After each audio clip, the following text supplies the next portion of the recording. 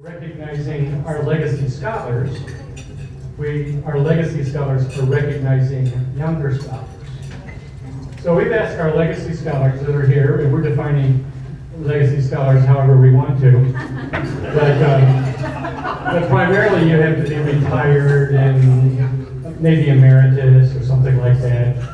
But you have to have been around a long time, and we are asking our legacy scholars to just comment briefly on the work of a younger scholar whose work encourages them. So that is the idea behind this.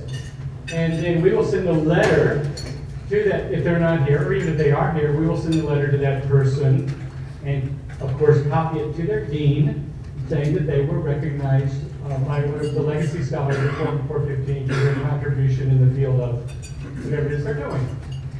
So we think this will be a great way to create a little continuity and to be thinking about maybe new ideas that are coming up. We haven't given them a whole lot of direction on this other than it's the work of a younger scholar whose work encourages them as a person who spends some time thinking about this field. So tonight we're going to ask Darlene Graves to come and then Quentin Schultz to begin our Legacy Scholar Recognition Program. We'll let Darlene go first.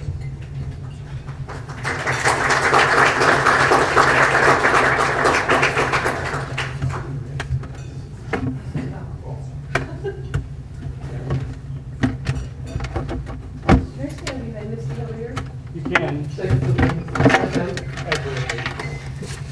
Well, what he doesn't know is that as a Quaker, some of these titles get to me. Legacy scholar, come on.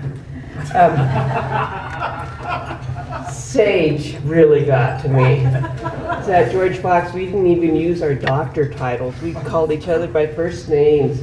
So sage to me was, a condiment I rarely used. Legacy scholar, that's interesting.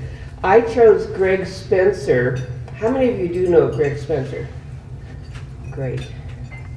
He's kind of hidden, and you do need to get to know him a little bit more. I met Greg when I was directing the theater program and the touring theater ministry at George Fox when it was George Fox College. And he was heading off to Westmont College, so he came to pick Michael in my brain about what it's like to teach at a Christian college. And then we just formed a relationship. What was interesting is that right after that, we moved to Virginia, and he went to Santa Barbara. And so we had to find ways to meet. And we met at NCA quite often. One of the first things that we did together was, Annalise smiling, Greg and Michael and I and Annalie Ward met in New Orleans and created a Reader's Theater production on Walker Percy and performed it because it just seemed right to do it there in New Orleans. And so that was very interesting. I find Greg an interesting person because he focuses on teaching mostly. He's a creative teacher. He's known on his campus as Mr. Plato. And once every fall, he says what he does is he creates something that's called Plato on the Lawn, where he has the students dressed up in togas, and they take sides, they write dialogues in which they defend or accuse rhetoric. And then he awards them with wreaths, and then they eat grapes. So it's kind of a fun thing, and they remember him for that. So he's always trying to think of a creative way of presenting things. I thought that what I would do, I asked him to tell me more about himself. He wrote a few lines here that I just want to read you because it's better from him. He said, "From the beginning, I wanted to be a good thinker and a creative communicator, more of an artist at the collegiate level than an academic for the academy's sake. The thread in my books and articles and poetry," he writes them all. Every week he sends us poetry that he writes. He says, The thread in my books and articles and poetry is to work at the question, what does it mean to live well as Christ would have us live? This question has taken me from Malcolm Muggeridge to Flannery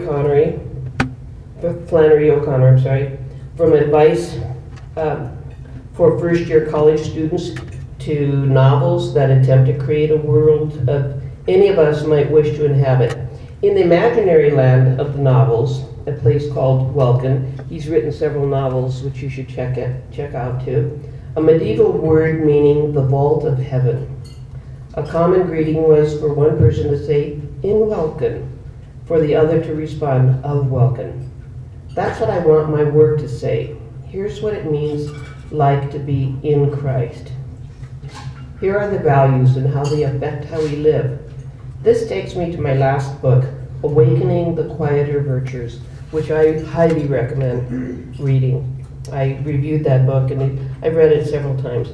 And my current manuscript in progress, Listen to What You Say, Reframing 4 Essentials of the Soul. Both strive to explain how communication-related virtues might change how we live. I just want to finish, because I'm time conscious of this, of course, just reading to you. I love reading other people's Vedas, but reading to you some of the titles of pieces that he has written to just show you his creative bent. The Velveteen Rabbit Factor, Discernment and Images. Another piece, Please Touch the Dial, Discernment, Courage, and the Media. Another piece he wrote, The Slaughter of Innocence, What Herod and Hollywood Have in Common. Another piece, Firstness Fades, but lastness doesn't last.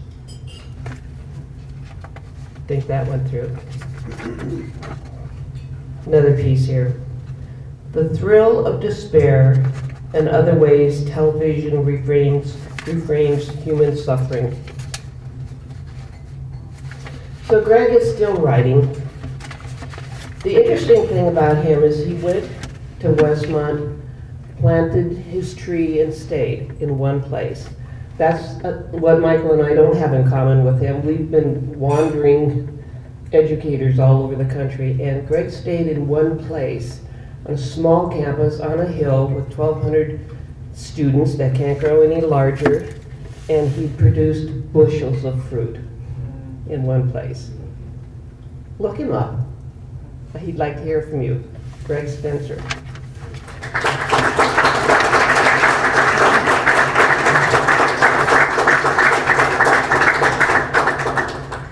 Thanks, Darlene. Yeah, and I know Greg well too. What a splendid guy. Hey, would this be great to have at the front of every classroom?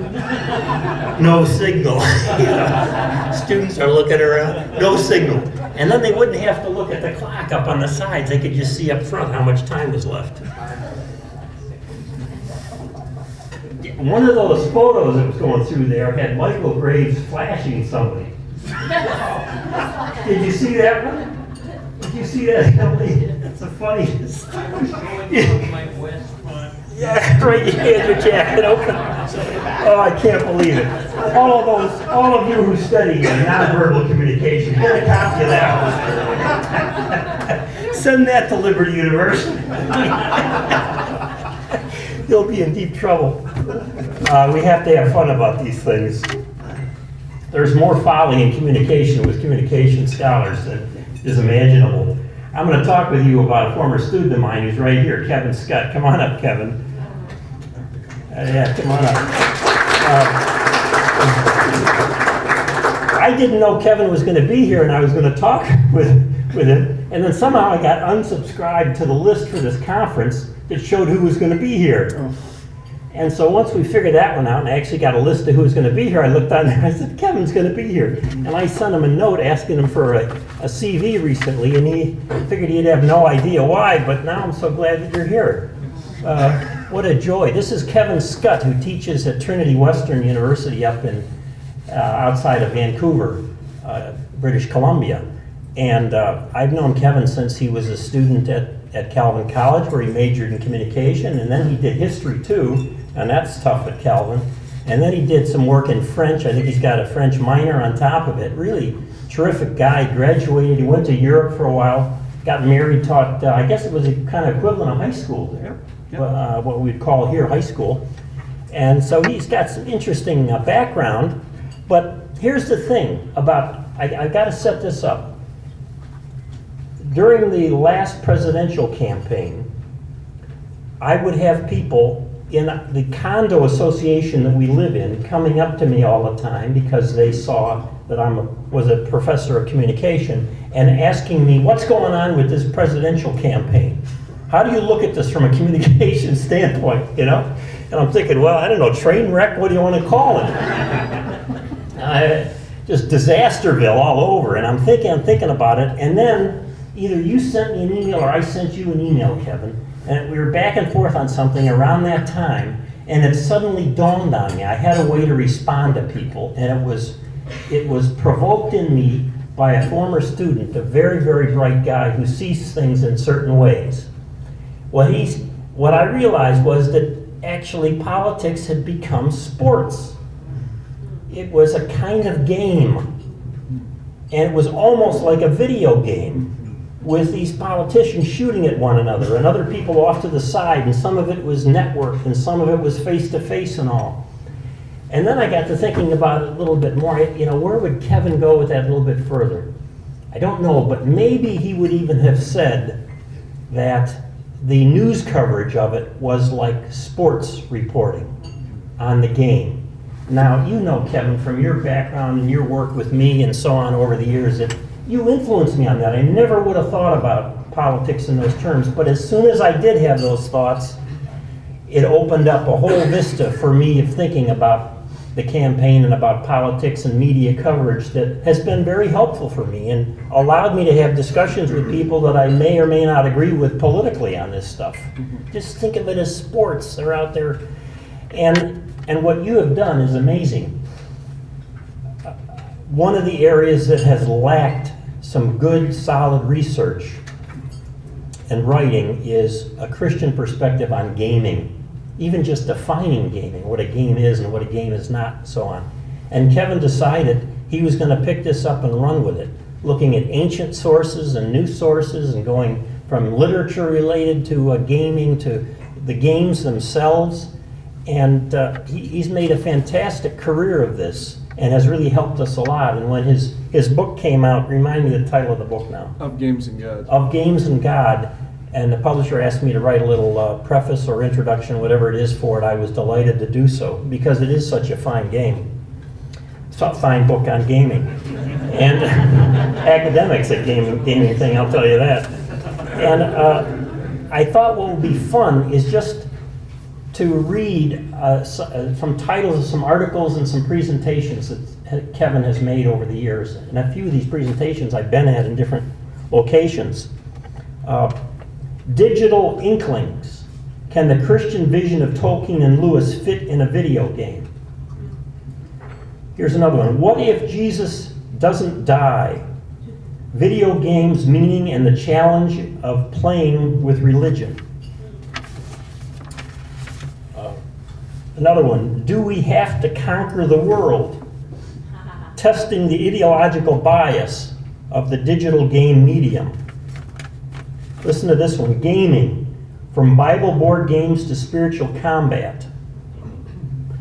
And it goes on and on and on. One interesting title after another. And how in the world you manage all these different ways of looking at gaming and tying it into other disciplines, though you're in the field of communication, I don't know. It's really terrific.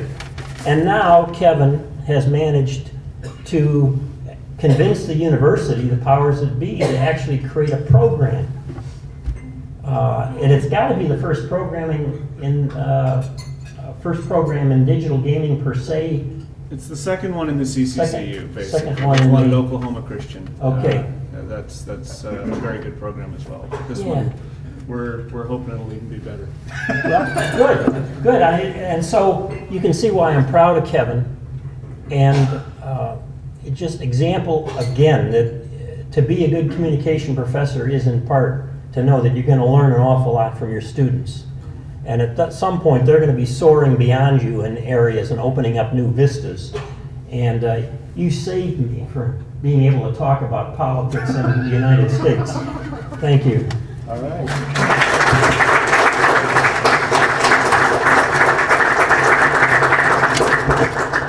Thank you. My privilege to introduce our keynote speaker this evening. Thanks for asking me, Wally, to do this. Calvin's academic bio with all his publications and accolades is on the back here of your dinner agenda, so please read that. We put that there so we wouldn't have to do this formal academic thing. I could say something personal about Calvin, so watch out. But it will be brief since we're running a few minutes late. Before he was the 20th president of Geneva College, he was the president of RCA. That's where I first met him. Do you remember that? And he shepherded me gently through the leadership process, gently, patiently. Thank you for that. I remember Calvin being very good at de-escalating tense exchanges we would have, very respectfully in ways that people could walk away feeling heard. And I remember he listened more than he talked. And I remember also saying, this is a civil guy. That word came to mind. And I've had many exchanges with him since, worked with him on many projects, and that impression has not changed. So I did a little research and I talked to people you worked with. And I said, what can you tell me about Calvin Trout? And this word came out multiple times: thankfulness, gratitude, thankfulness, thankfulness, thankfulness. And I said, what is he thankful for? And they said, thankful for being able to serve alongside the people of Geneva College. I was reminded of the great connection between gratitude and civility when I was hearing these people talk about Calvin. He is so grateful that he can give back to the college that he received so much from as a student. Calvin Trout, civil, gentle, servant. Calvin.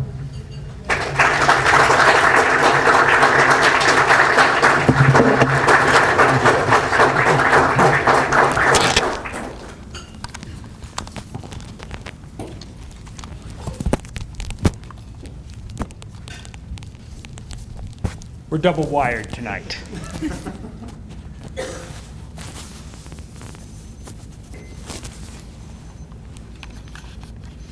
Something's beeping. That's not you, buddy. Okay. Time's up. Thank you. And so I'm ready to listen again. What a delightful opportunity it is to be with you. I want you to know that there are so many people in this room who have made it possible for someone like me to be able to learn together in our field. I was advised as a graduate student not to associate particularly with the Religious Communication Association, that it would harm my career. And I really didn't know any better. It didn't feel right to me intuitively, but when you're a graduate student, sometimes you listen to bad advice because it's older and more credentialed than you are.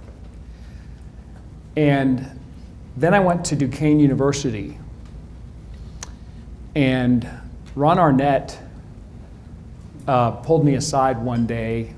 He mentored me for a number of years on the tenure track. The first year, he said, do you have a paper at RCA? I said, no, I have a paper in this division, that division, that kind of thing. He said, you're going to RCA, and you need to present your work there.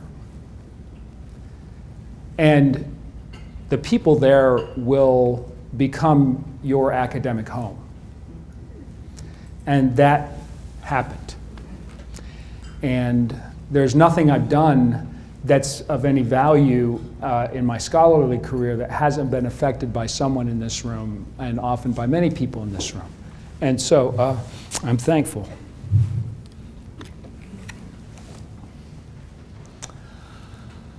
What we're trying to do this evening is be in conversation and have some dialogue about some very important questions. And I want you to think with me and work with me tonight a little bit. this question of civility and virtue is an important question, and I do a lot of work with Ellul, so you know Jacques Ellul has an aversion, an allergy against technique. And so often we hear people talk about civility and virtues as if they're a method or a technique, and they're not. And so I'd like for you to think with me this evening for a few minutes about what are the conditions, what are the necessary conditions for civility to emerge, both as a virtue and a practice. And what are the conditions that are necessary for virtues to emerge themselves? So we're going to be thinking about that a little bit. This week prior to coming, we were with some people in our family at a family conference in our church, and we were playing this game. I don't know how many of you play it. It's a game of things, and you get a card and it says, write down things that are... So the card I pulled was things that are dangerous. Things that are dangerous. Well, it wasn't too long ago that we were with Maria. Maria is 2. And we were with our whole family. We have 4 daughters. We have 3 sons-in-law. Hannah here is not married, but the others are all married.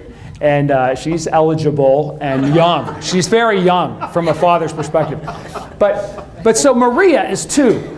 Maria, my granddaughter, is 2, and she discovers, because we're staying in the Blue Ridge Mountains at the time, just at a timeshare, she discovers that we have to make a trip to Shenandoah National Park because her older sister has to do something because she's missing some school days. So we have to go to Shenandoah National Park. Grandpa wants to go because of the blackberry ice cream. And all of a sudden, the discussion talks about the fact that there are bears at Shenandoah National Park. And Maria, who has been talking for quite a while, starts to have a kind of monologue. Bears are really nice. Bears, which is how she says what? Bears are dangerous. It's kind of dangerous in this moment to talk about civility and virtue. It's dangerous. It's dangerous because in our lifetime, in my academic life, civility and virtue has gone from being a topic where you would start to think about it rhetorically from Cicero and people like that, to something that is a condition that no longer exists in our lives. It's not something that doesn't exist at a distance. They're not being civil. It's something that can happen to you. And it has happened to us in a lot of contexts. So it really does have to do with practices, and it does have to do with our experience. And so I'd like for us to think about this together, and I want to think first about the temptations. These are temptations for me. I suspect they're temptations for you. One of the first temptations is to start out by saying, how can we be culturally relevant about this? And of course we need to be, but I'm going to suggest that's not our starting point. That's not our starting question. That's an end question. We need to think about starting questions. The second thing, the temptation we can have, is intellectual pride. I'm brilliant. I'm schooled. I'm credentialed. This doesn't affect me, but I'm very concerned. People that study media have a name for that. There's a theoretical name for that, and I'm blanking on it right now. But you know, the advertising is terrible, but it doesn't affect me, right? But Jacques Ellul has taught us that intellectuals are more susceptible to propaganda than the rank and file. So I need to be attentive to that. I can't be proud because I'm more susceptible to propaganda than most of the other people that live in the Beaver Valley where I live. And the third thing I need to be careful about, and we need to be careful about, is personal pretense. personal pretense as Christians, my capacity for self-righteousness is incredibly great. And I'm responsible for all of it, even though I've also been trained in it. I've seen it happen all around me.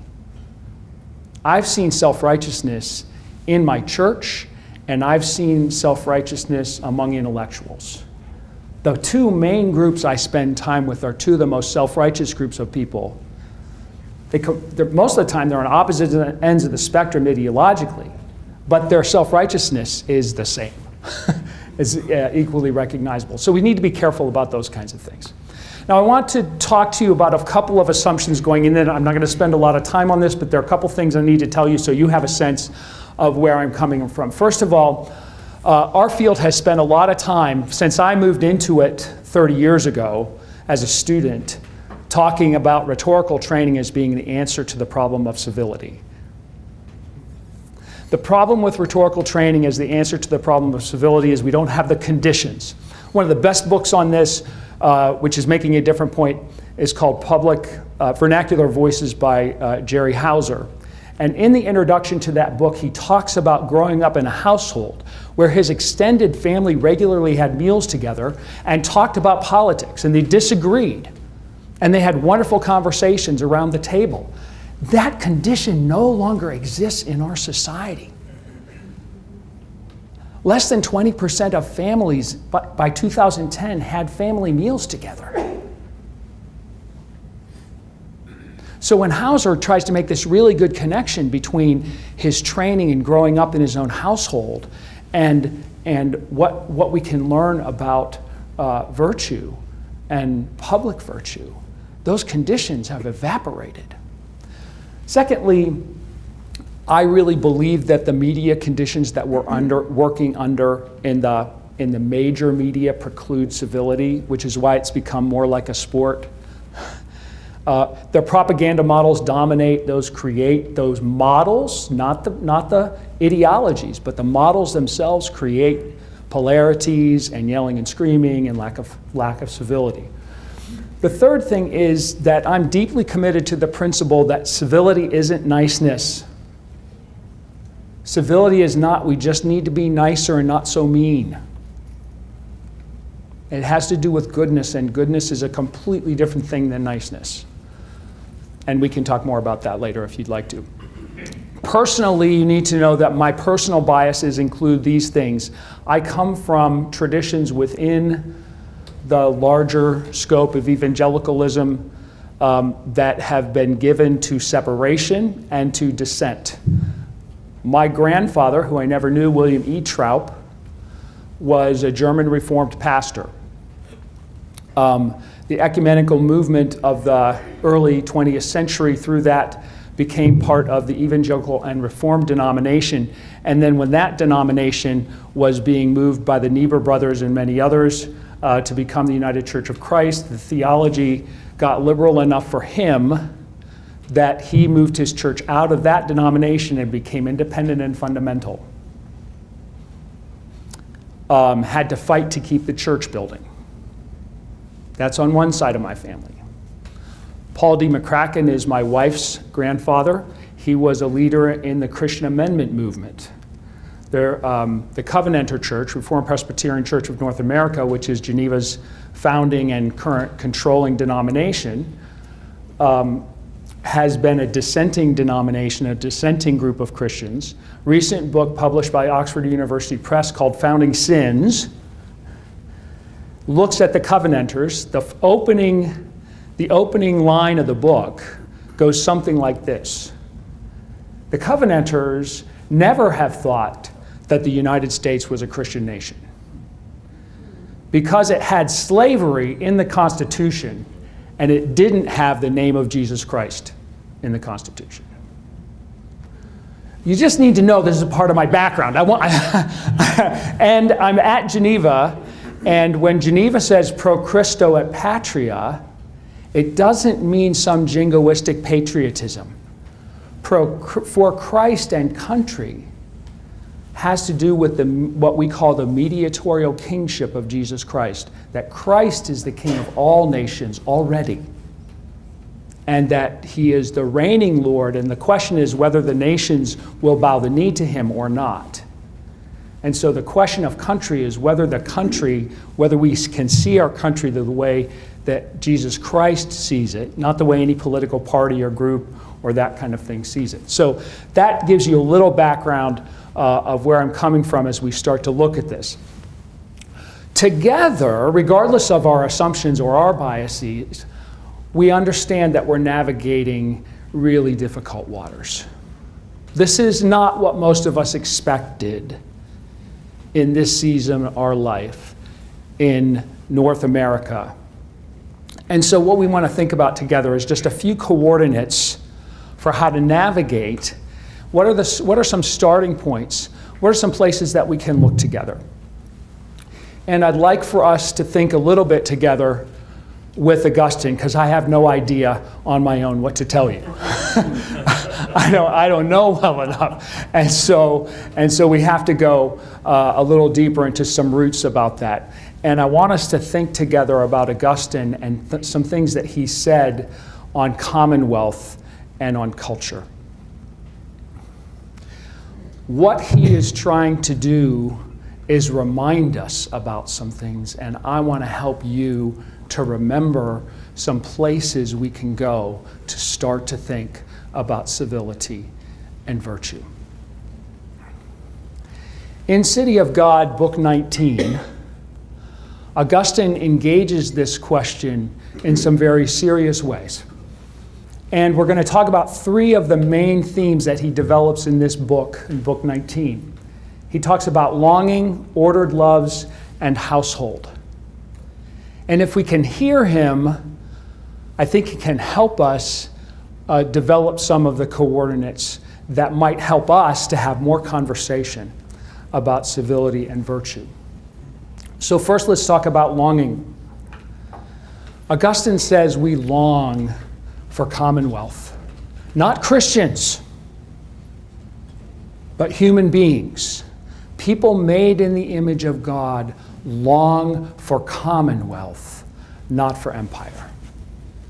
And one of the ways he exemplifies this is he thinks about passages like Isaiah 66 that's already looking towards the new heaven and the new earth. And one of the things it says is it talks about the streets of the city. It talks about Jerusalem. It talks about the noises, the sounds of peaceful life in the city. You can also hear some of this in Jeremiah. And Jeremiah talks about the city where grandparents will sit outside and watch the children playing safely in the streets. Now, Augustine says we can see this and hear this in every culture, in every context. We can feel this longing that people have for the peace that we associate with Commonwealth, for peace in the city. What did people long for a couple years ago in Baltimore? What were people remembering? The days when people sat out in the row houses on a summer evening when it started to get cool.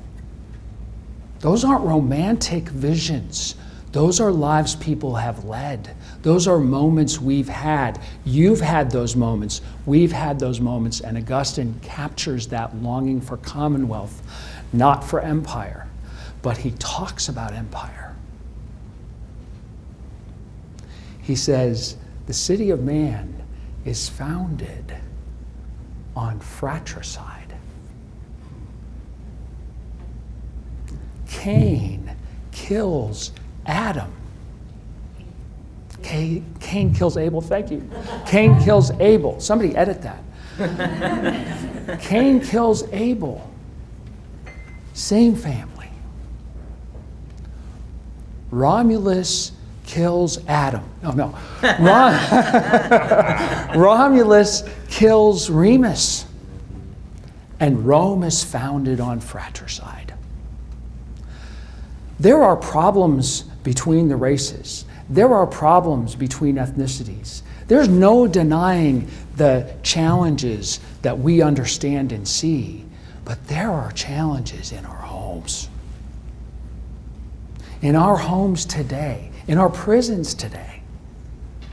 The number one reason why people are incarcerated after crimes related to drugs and alcohol is domestic violence. And Augustine says this is caused when sin moves us to seek mastery over other human beings. He says there is equality in creation in the sense that there is no hierarchy. There's no human hierarchy before the fall. There's a hierarchy. It's the created order. Human beings over animals, animals over plants. I'm not sure exactly where angels are, but God over man. That hierarchy is established cosmically by God at the creation. There is no hierarchy of human, even in government, over other human before the fall. Now, he doesn't believe government is a creation of the fall, but that government is under Christ before the fall. And so he's very concerned about civil war as the basis of empire. First, there's civil war, and then when it gets out of hand, it leads to empire. He says, no, Commonwealth, shallow hierarchy. It's a shallow hierarchy, not a deep hierarchy. And it's only as much as you need to stop evil. Secondly, in Book 19, he talks about our need for ordered loves, not for justice. He has this quarrel with Cicero throughout. It pops up at different points in City of God. And he loves Cicero, just loves him. And he says, Cicero is great, and Cato is great. Cicero loves, there's a lot on this. And he has tremendously high regard for Cicero's claim that a commonwealth must be established on justice. This is Cicero's position. To have a commonwealth, you must have a high view and common sense of justice. And Augustine said, not justice, not justice. It doesn't work. And the reason is people can never agree about justice. Justice is always disputed. When was the last time we heard of a major court case that was decided and the losing side said, wow, they got it right? That was right, of course. Why did we even? But more poignantly, Augustine says, in the scriptures, justice divides. One of his favorite parables is the parable of the wheat and the tares. And justice will be done.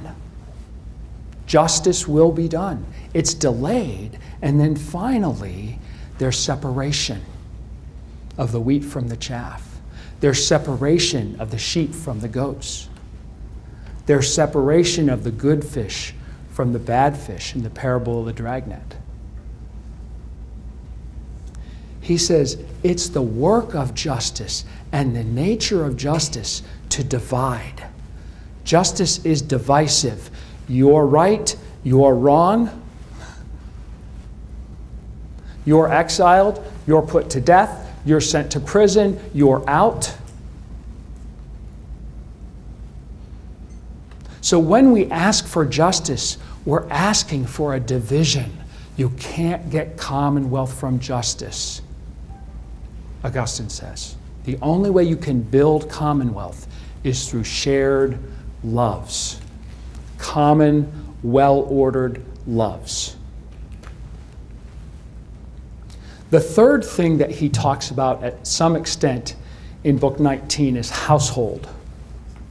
Household. And the importance of households to building commonwealth.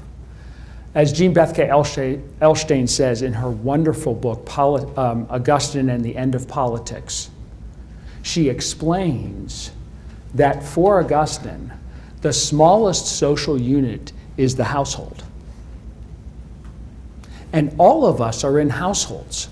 Notice that the term is not marriage. It's not family.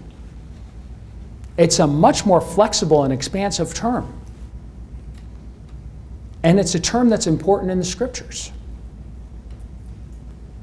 And so Lydia is head of household, right? She's a householder. There are all kinds of things that go on with household, but Augustine says it's essential to have households that are built not on mastery, but on humility. That in the Christian household, everyone serves, including head of house, and that it's important for the head of house to make themselves low out of love for the others, not to think poorly of themselves, but to take the role and use the role in humble service of everyone else who's in the household. He says, we have to have humility, not glory or honor, because glory and honor are the Greco-Roman categories. And as I learned, you all learned it from somewhere else, but I learned a lot of stuff late. Okay? But as Alistair McIntyre taught me in After Virtue, there is no category for humility in the Greco-Roman world. In Greece and Rome, humility was associated with the humiliation of slaves. It only was tied to slavery. So everything that was good was associated with glory and with honor. And what that means is that even the household then becomes a place of political hierarchy. It becomes a place not of love, but of power relations. And so in City of God, Book 19, Augustine talks to us about the household order, and that the household finds its ground and its root in divine law, in the eternal law, manifested in creation of the first house. He pays homage to natural law and talks about how the fact that even people who are not Christians have an understanding of this law as an eternal law through natural means. He then talks about the emergence of civic law and the differences in civic laws, and he's very articulate about this in many places, not just in City of God. So in Confessions on Christian Doctrine, this is a common theme he comes back to, is the differences in civic law from time to time, to place, and local custom. He says the household order of any household is dependent on these things, and where the household is, the order will be different depending on the customs and cultures and laws of the locality in which it's found. But the divine grounding and the natural law never change, and so we see households all over the place in different times and places and cultures and contexts. But the household order for the Christian family is the deliberate subversion of politics and hierarchy, because the leader of the Christian household is to follow Christ, to serve and not to be served. Jesus said, I came to serve, not to be served, and you know all the different ways and places that gets played out. So Augustine understands a commonwealth in terms of a city in which the households are held together by temporal agreement about local customs and local laws that generates households, but that households also contribute to, excuse my clunky two-dimensional diagram. If Kevin could make this into a video game, we could really make that diagram sing, and there would be different households and different people doing different things with different skills and real economic dynamics that we can't put onto a PowerPoint slide. But this is what holds cities together, and then cities, commonwealths, can align with one another, and that's it. There's no super household, just alliance between them. What this means is, in Augustine, culture is a wonderful thing. Culture is a wonderful thing, but it's a humble thing. There's no high culture in Augustine. It's low. Culture is low. Culture is local. It's where we live. And it's honorable. Culture is honorable. And it needs to be held, this culture needs to be held in high regard. When people from North Africa, when people from Hippo write him a letter and say, these people in Rome are sitting down for worship. In Mass, they sit down on benches, and the person stands to speak. What's going on? Because in Hippo, go to church, there are no benches. You walk in, 2,000 people standing. Augustine went up on a dais. He'd sit down to preach. He'd say, you need to get in touch with these people and make them change. And he says, no. When they come to Hippo, they'll stand with us. And when you go there, you sit down and pay attention to what's going on. Okay? Don't let the form get in the way. So Augustine expects a pluralistic civic sphere until the end of time. He expects it to be pluralistic. He expects multiculturalism. And he doesn't only expect it because he lives in one of the most multicultural times in history prior to the kind of time that we're living in. And so remember that for Augustine, there's not just the city of God and the city of man, which in our context, nobody lives in either. Neither of us today are in the city of God or in the city of man. We live in the earthly city. And the earthly city is always a mixed multitude. It's mixed spiritually. It's mixed ethnically. It's mixed in every conceivable way. The earthly city is a mixed multitude. And we can have commerce with one another on the basis of temporal loves that we share with everyone. So we can have a proximate commonwealth. We can actually have a commonwealth that works together. So when we talk about civility and virtue, here are some of Augustine's basic coordinates. Civility, for Augustine, I want to suggest, has to do with two things. It has to do with humility, the practice of humility. And if you want to understand Augustine's view of humility, read Screwtape Letter number 14. Because in Screwtape Letter number 14, Lewis does a wonderful job of explaining that Christian humility does not mean thinking poorly of yourself. It means not thinking of yourself at all. It means being directed toward the other, acknowledging your own gifts and abilities and saying, so what? I'm not here for my own sad self. I'm here to serve others. And that's based on Philippians chapter 2.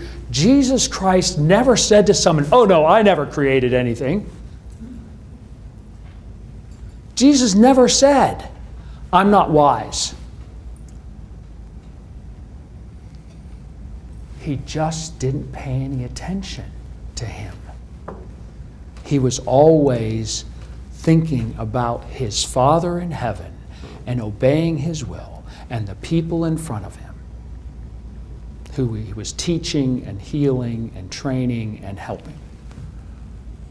The second thing that was up there is hospitality. We'll come back to that.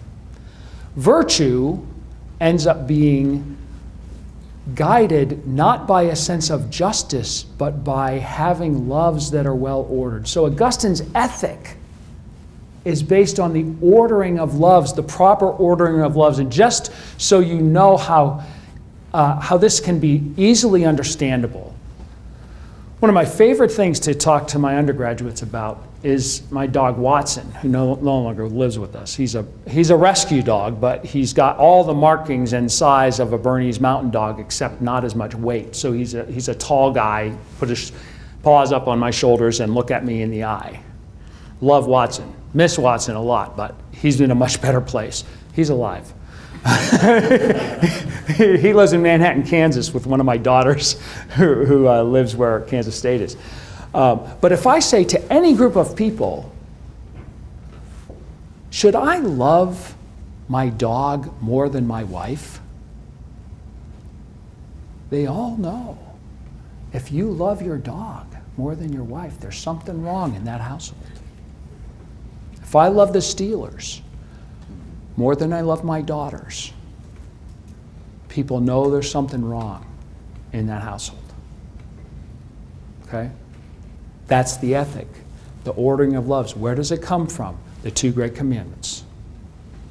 The starting point for Augustine's ordering of loves is not some philosophical thing he ran across in Plotinus or some crazy thing like that. It comes right from the two great commandments. Love God with all your heart, mind, soul, and strength. Love your neighbor as yourself. On these two laws hang all the law and the prophets. They're love commandments. Love God. Love your neighbor. And so what this means is, first, we're to practice faith in Christ. Not some nominal faith, not some sort of undefined faith, but faith in Christ. We need, if we want to be civil and virtuous, we need to be worshiping Christ publicly and practicing the things, observing what He's commanded all the time. So we need to practice public worship and practice what it means to follow Christ on a day-to-day, moment-by-moment basis. In our civic life, we need to love our neighbor as ourselves. And Augustine says, to the greatest degree possible, we need to follow and have high regard for the customs of the city and for the laws of the city. We need to extend ourselves, not to our preferences, but to the boundaries of God's law. And so what does he say we're supposed to do when there's a conflict between our faith in Christ and the civic law and local custom? He says, always obey divine law. Was Daniel civil? Listen to the conversations that Daniel has with people who are about to put him to death. Daniel is civil in tone, in carriage. The Apostle Paul apologizes when he says something bad about the high priest, not knowing he was the high priest. He doesn't say he deserved it. Okay? There are person after person in the scriptures that have dialogue with people who are intensely opposed to them. In obedience. They're being obedient. And we're to profess the truth. My God might save me, or He might not. Doesn't matter. Let me tell you the truth about who God is. And then we're to expect persecution. We're to expect that if we're being challenged on the basis of God's law, that we're not going to be exempted any more than the Lord Jesus Christ was exempted. And we're kind of told that. There are messages about that in the scriptures. But there's something I never expected. And there's something I need. Next Thursday, I'm thankful that I get to do this today, because next Thursday I'm going to be in Harrisburg meeting with senators and representatives about legislation in the state of Pennsylvania on employment and accommodations for sexual orientation and gender identity. So I need to hear this. Here's what Augustine says. Acknowledge when you must obey God and you cannot obey local customs and local laws. Acknowledge that you're a pain in the rear end to the people who are in leadership in those local areas and in those government positions. Now, I didn't expect Augustine to say that. I don't know if you expect him to say that, but I didn't expect him to say that. And I think that's what Daniel does. And I think that's what the apostles do in the book of Acts. They recognize they're not movement people. They're not carrying banners and saying, you're all messed up and you don't know what's going on. Here we stand. Here we stand. And we know our stance is not a comfortable thing for you. And we can't do anything else but stand here. We can't accommodate this.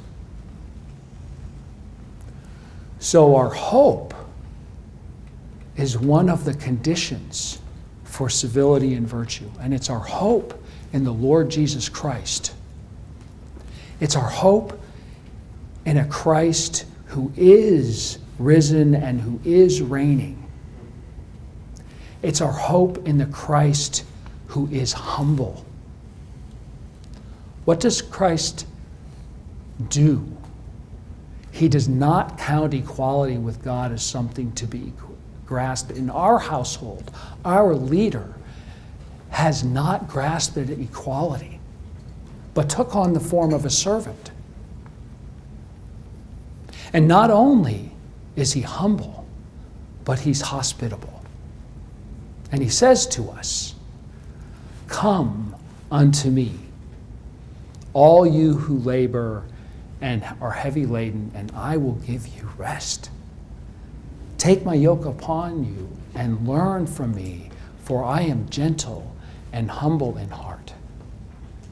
And he says to us, come to the waters. Come and drink. Come and eat without paying. This is the hope that we have, but we have to have the conditions. Civility and virtue are not techniques. They're not techniques. They're not methods. We can't figure out the right persuasive method to become civil and to become virtuous. They're practices that have been given to us that we need to dwell in the household.